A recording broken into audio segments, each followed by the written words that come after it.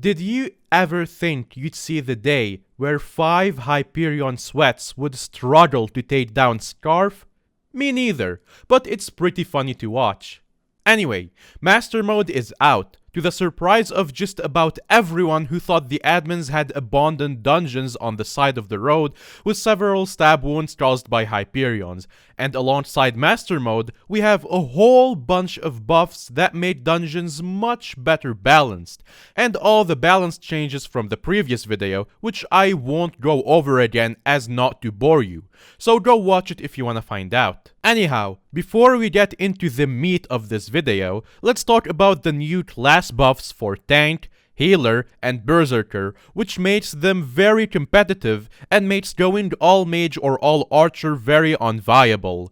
Berserkers get the smallest change. Their Bloodlust perk now stacks up damage against hitting the same enemy multiple times, which is cool, very helpful for bosses. Also, remember that Berserker's Bloodlust perk gives them lifesteal on kills that was not nerfed, so they are still very strong.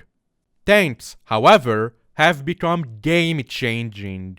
Tanks now absorb 80% of the damage that their nearby teammates take, and it redirects them to them. This means that if you have a tank on your team and you're near them in a boss fight, you take 80% less damage, which is huge for squishy mages and archers. This also means tanks take 80% of everybody else on the team's damage though, so tanks will have to be prepared to take 4.2 times more damage than they did before. So they will have to spec fully for defense and health instead of attack.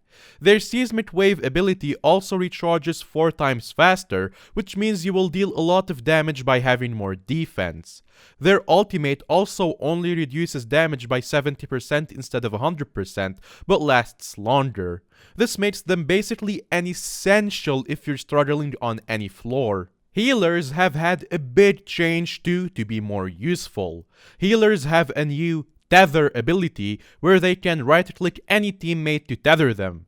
Tethering has a range of 30 blocks from the healer, and when you tether a teammate, you heal them for 0.5% of the healer's max health per second. And every 5 melee hits on enemies from the tethered person, both the healer and the tethered person will heal for 1% of their max HP. With the healer's perks and special items, these numbers can be quintupled, so healing 2.5% per second and 5% of their max health every 5 hits.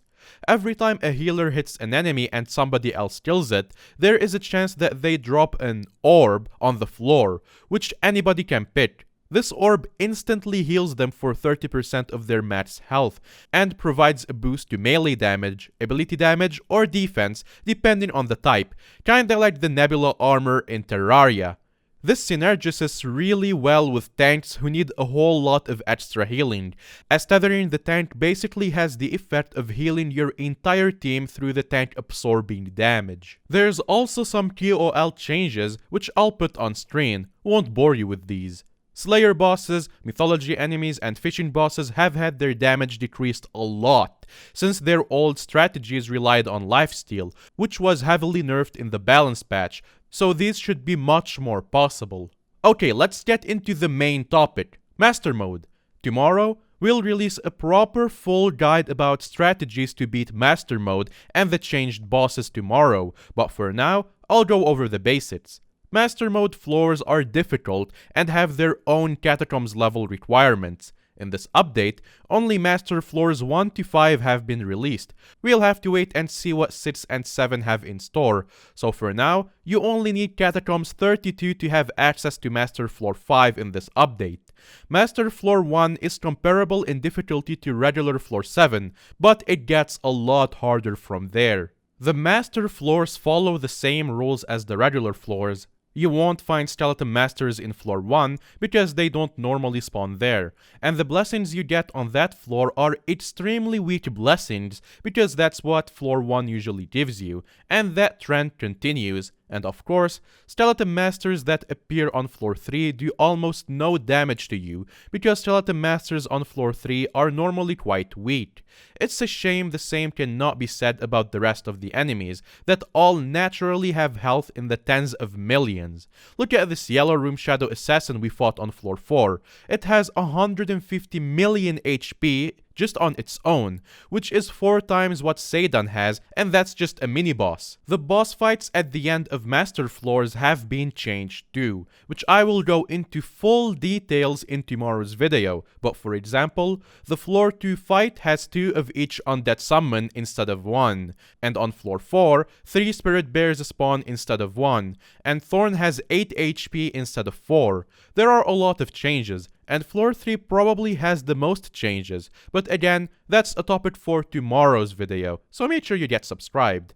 These fights are extremely tough, and the bosses require good knowledge of their attack patterns to beat. Your reward for beating them is nothing. There are no new items, but you have a highly increased chance of getting rare drops, and you get a lot of Catacombs XP from it. Our floor 4 master run bugged, but we still got 20,000 XP just for failing it. Just beating floor 1 gave us 20,000 XP too.